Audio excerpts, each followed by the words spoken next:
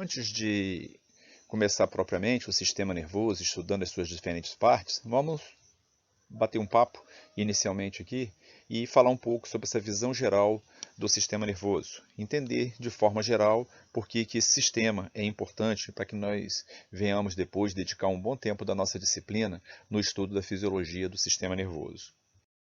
Essa imagem ela é bastante interessante. Ela traz uma mensagem do João Manuel Chapão Cordeiro, onde diz: o sistema nervoso é o mais complexo e diferenciado do organismo, sendo o primeiro a se diferenciar e embriologicamente, e o último a completar o seu desenvolvimento. Isso de fato acontece e basicamente por uma necessidade evolutiva. Por um lado, a gente observa que uma criança ela começa a andar em torno de 1 ano de idade, o que significa dizer que ela tem pais e aí tem o cuidado parental e essa criança vai ser carregada durante um bom tempo. Daí, então, não houve uma necessidade evolutiva desse animal, digamos, a desenvolver movimentos adequados, equilíbrio, né, e movimentos mais apurados, né, ou mais afinados, muito precocemente na vida dele.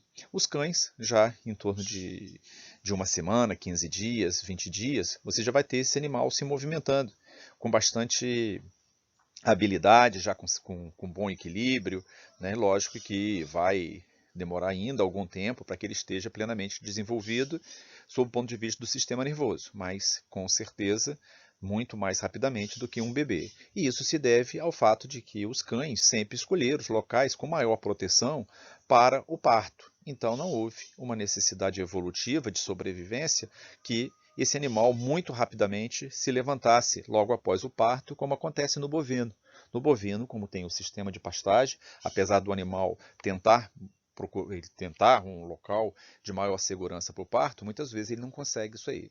Então, evolutivamente, esse animal teve que se levantar muito rapidamente. Então, você observa o parto de um bovino e em cerca de 1 hora esse animal já está em pé, acompanhando a mãe, e isso é muito importante, até porque para que ele possa defender de predadores de fato, que uma vez ocorrendo o parto, tem eliminação de restos placentários, isso aí atrai animais carnívoros, atrai aves predadoras como o urubu, e isso coloca em risco a vida desse animal. Evolutivamente ele acaba então se protegendo mais se ele ganha movimentos mais rapidamente, o que significa dizer uma evolução mais rápida do seu sistema nervoso.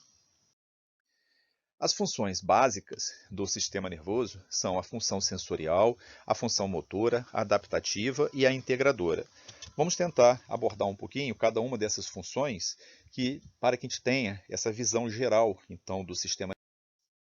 A função sensorial, ela foi estudada em outras disciplinas por vocês e aí basta a gente lembrar do caso da visão. A visão é uma função sensorial, é algo sensitivo, é algo que precisa de terminação nervosa sensitiva para que essa sensação visual ela possa ser registrada e até entendida pelo animal. Como estudar o visão sabe da existência de cones e bastonetes na retina, e essas células são responsabilizadas por despolarizar diante da luminosidade e com isso, permitir a visão. Se bem pensar, é uma função básica do sistema nervoso, uma vez que essas estruturas são, logicamente, estruturas nervosas, são receptores nervosos capazes de despolarizar diante de uma sensação, no caso aqui estamos falando de visão, da sensação visual.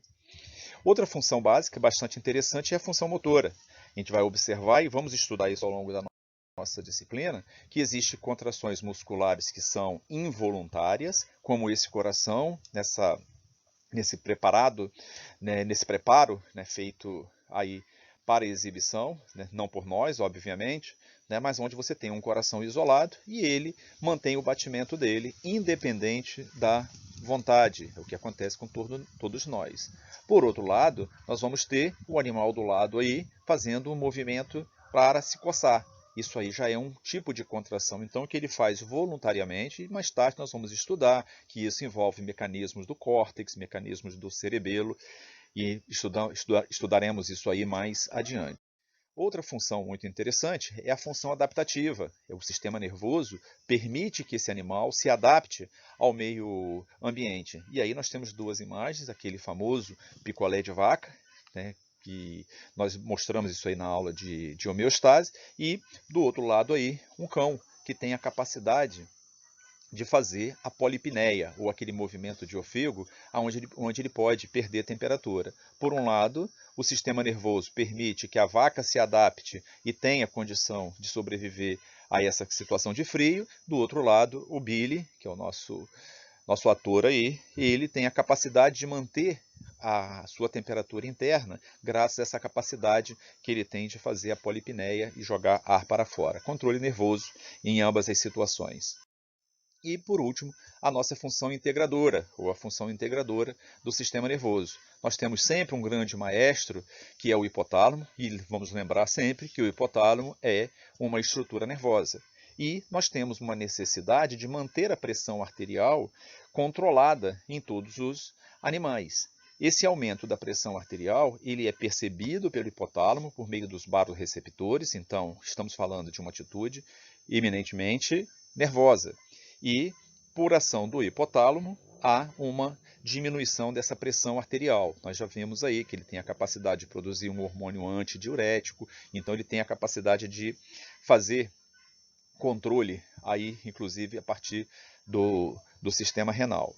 Além disso, né, já que o sistema nervoso é aquele que faz, como nós queremos dizer, é o que faz, ele tem essa capacidade de fazer a função de ter a função integradora, para que haja o controle da pressão arterial, eu tenho, né, colaborando o coração. O coração, se ele bate com muita força, ele aumenta a pressão no interior dos vasos. Se ele diminui a força de contração, ele diminui a pressão dentro dos vasos. Então, tudo isso aí concorre para esse controle da pressão. Ora para aumentar a pressão, quando ela estiver diminuída e o paciente hipotenso, e ora para aumentar a pressão quando esse paciente estiver sofrendo de uma hipotensão. Então, o coração, ele também faz parte, não do sistema nervoso, mas ele tem um sistema venoso nervoso interno, que é o nó do sino atrial, e a gente vai ver, quando estudar o coração, de que ele é responsável por manter esse ritmo cardíaco. É da mesma forma, geração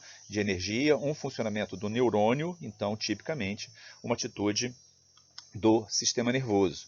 Além disso, nós temos o rim, como eu comecei a falar, na medida que existe uma necessidade, né, de controle de pressão, o rim ele pode nos ajudar nesse momento, aumentando ou diminuindo a filtração renal. Se ele aumenta a filtração renal, ele age no sentido da hipotensão. Se ele diminui a filtração renal, o líquido deixa de ser filtrado, então no interior dos vasos, e aí nós estamos falando da artéria, essa artéria aumenta a pressão, daí vir então o aumento da pressão arterial ou a hipertensão. E, finalmente, nós temos ainda os pulmões.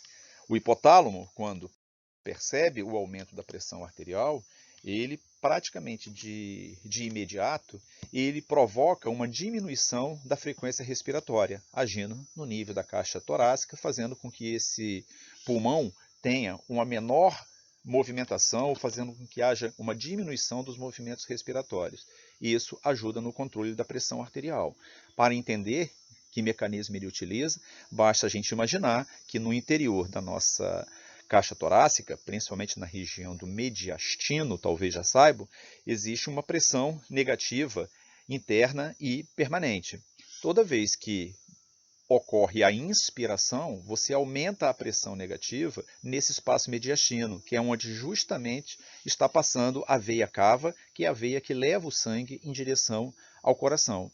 Se aumentar o número de frequência, se aumentar a frequência respiratória nesse animal, você vai ter um aumento do número de vezes em que esse sangue ele é bombeado ou sugado na direção do coração, o que não é interessante quando você já tem um coração gerando, né, ou um organismo já sofrendo de hipertensão. Então, em todo paciente hipertenso, o sistema nervoso, a partir do hipotálamo, e vamos estudar isso aí mais adiante também, no controle da respiração, e o sistema nervoso faz, na situação, no caso de hipertensão, provoca uma diminuição, então, no ritmo respiratório, diminuindo o número de vezes que gera negatividade no espaço mediastino e que faz com que o sangue seja bombeado, sugado na direção do coração, que é o que não interessa nesse momento. Bom, espero que isso aí tenha ficado claro para vocês, para entender a importância que tem o sistema nervoso na vida dos animais e para que a gente possa depois entender mais cada um desses pontos que nós tocamos aqui nessa videoaula.